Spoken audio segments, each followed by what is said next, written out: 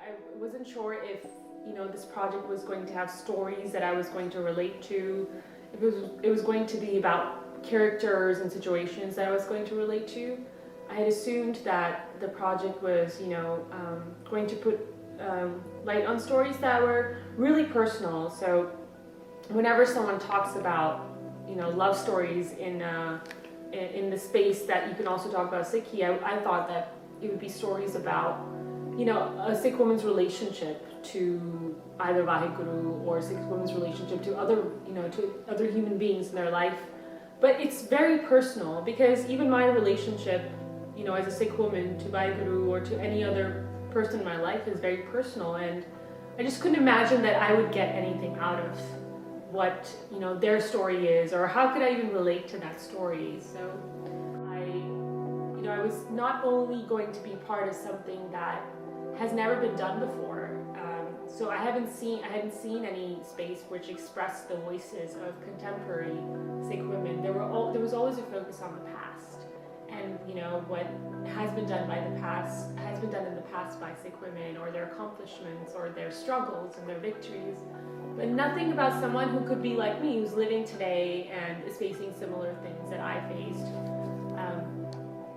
So the project just became something very dear to me and very personal, and I think that's the push, or that was a turning point I needed to be, to know myself that, okay, I am going to be part of this project, and I'm going to do, a kick-ass job, and I'm going to make it whatever it can be and just do my best. So that's how the journey started, and then that turning point just really got me, into a space where I could create great work, and I could work really hard towards the art and towards the book cover for the project. Nita asked me to write a story for her Love Stories project. I gave it some thought. I wondered what should I be writing about. There were so many loves that one could have written about. I could have written about my love for my husband that started from friendship and blossomed into love, my love for my only child, Anhad, and the motherly love that just consumes your whole life. I could have written about my love for my guru, which is a pivotal love in my life. I could have also talked about my love for Papa, my brother, who was my anchor. I chose to write about my mother-in-law because that's a rare kind of love. It's love that needs hard work.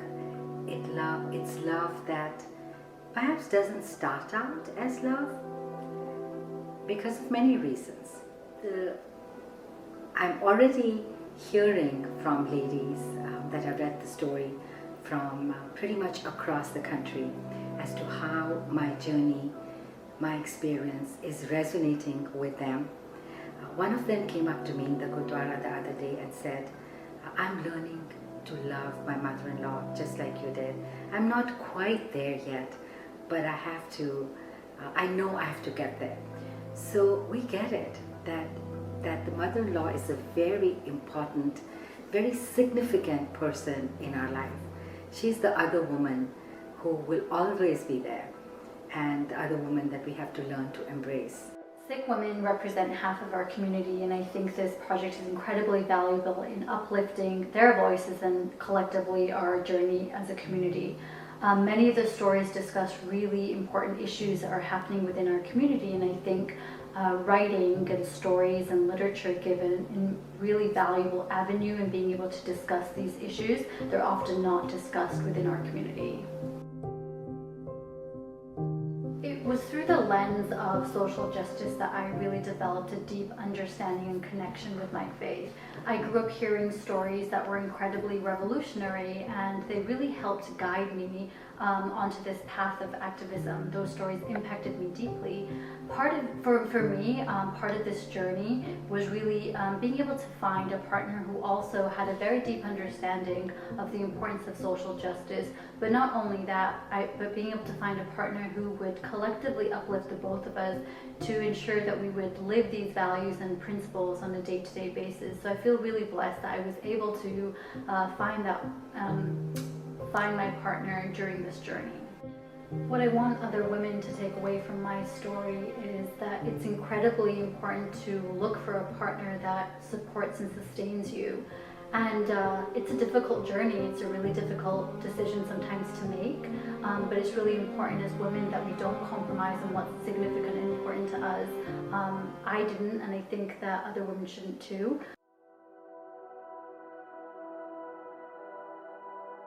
I started to write it, and initially it took me a long time to just read over the mandate of the book, the collection, trying to see how that fit in with who I was and where I was. Finally I ended up zeroing in on sort of the intersection between love and Sikhi. And when I started to write, a lot of these memories just surfaced, and I wrote about them.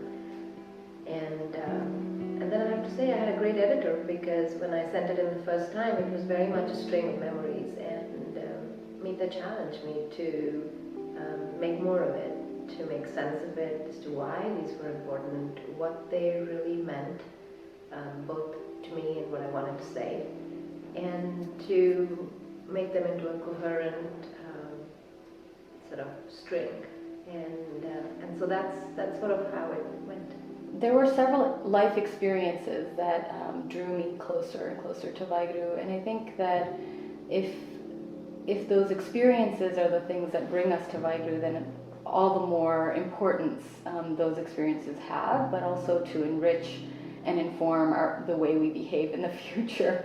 I mean, I can tell you when my sister was born with Down syndrome, my family had to not only adjust to living in North America after immigrating from India in that same year, but also adjust to a life with a child who was going to have a very different developmental trajectory and life trajectory, and it was going to change the course of our lives forever. And it was only faith, and through our collective, both in the context of family but also in community faith, were we able to not just survive the initial blow of that. That's, and it's really kind of like a setback, because you have a variety of different expectations when a child is born, and then that changes. But transforming that to love and to an enrichment of who we become in terms of our identities was very critical.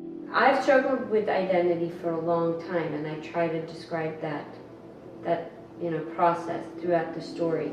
So identity's always been a personal kind of issue, if you will, that I've dealt with.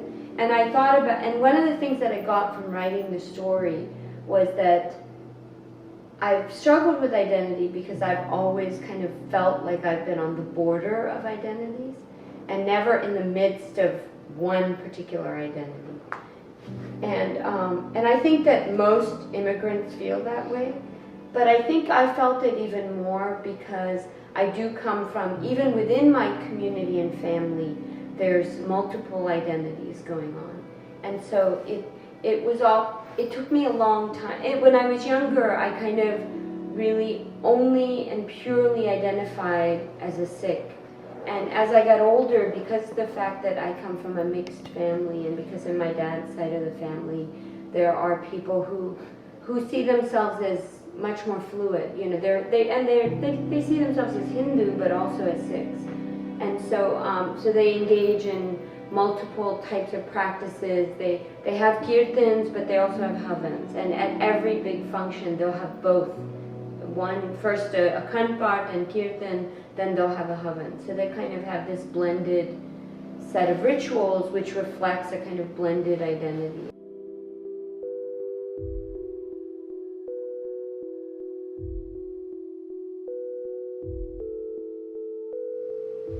The first thing I noticed when I met Prabjot was the way she laughed. It was so full of life. And the first thing that I noticed about Gurinder when we first met was how he was so funny. And I had been told my whole life, you know, you laugh so much, you've got to marry someone who's going to make you laugh. And that's exactly what he did. So cute. Okay. If you would like to see an example of that. So cute. Do you see that? Is that awesome or what? That laughter.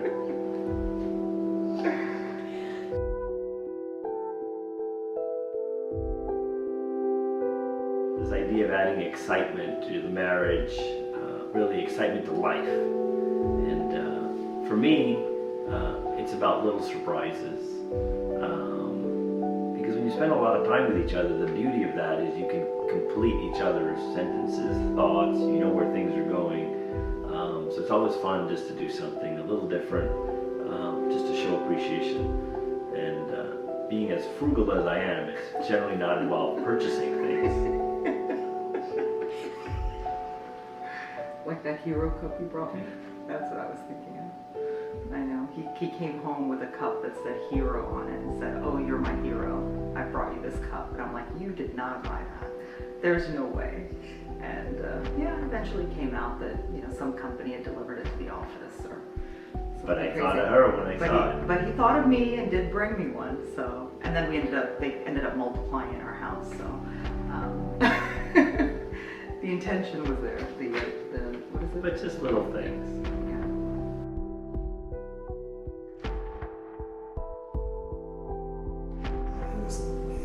In the American diaspora, but what we lose out on is what's happening behind the scenes. We lose out on the discussions about love in the community, the discussions about family, the discussions about partnership, the discussions about contact with Waheguru and contact with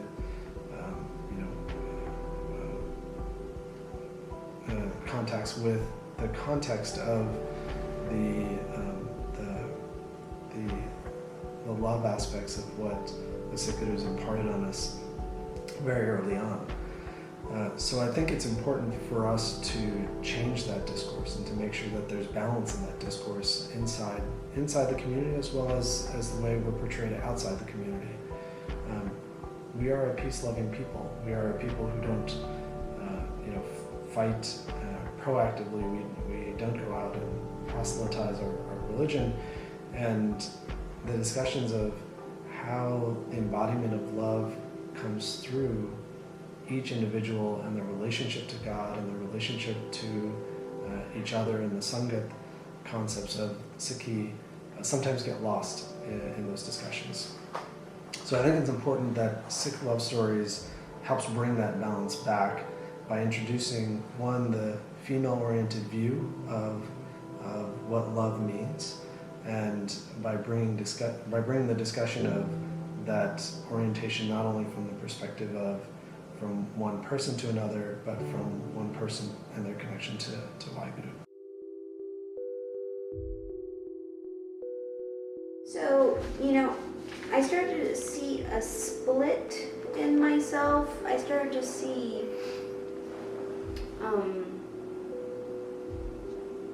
that nurtured, free part of myself that went on in early childhood, and the emergence of something more unexplored, probably a little bit more raw, happening in Yuba City, where the racial tension was so high. I started to see a split. I was very nurtured and self-assured, and yet I wasn't. I was very creative and imaginative, and yet sometimes I did not trust that voice. So Her Name is Core also was a recovery process for me. It was a recovery process to fully recapture that part of myself that trusted myself 100% and trusted my imagination and my ability to create without judgment. And so that became a very critical part of my path as a writer. And rediscovering that trust in myself allowed me to reassure the women in this project that they could trust themselves, and that I fully 100% trusted them, and it didn't matter how long it took for them to feel comfortable writing their story, because I was going to be there no matter what. And I don't know what gave me the clarity of mind or the strength or even the patience to do that with each of those writers, but it was critical. And I saw the potential in each story, and it was really important that I removed all assumptions and was very targeted and focused and told each woman, you can do this. And so I took the risk of pushing each woman to her limits. And luckily they agreed. Luckily they agreed. And I've come to realize that the most precious commodity, or one of the most precious commodities in our community today, is trust. And that trust is something, it's more valuable than gold. It's more valuable than all the precious resources out there. That trust is critical to our community flourishing. And this is how this book came to be, because of that pillar of trust.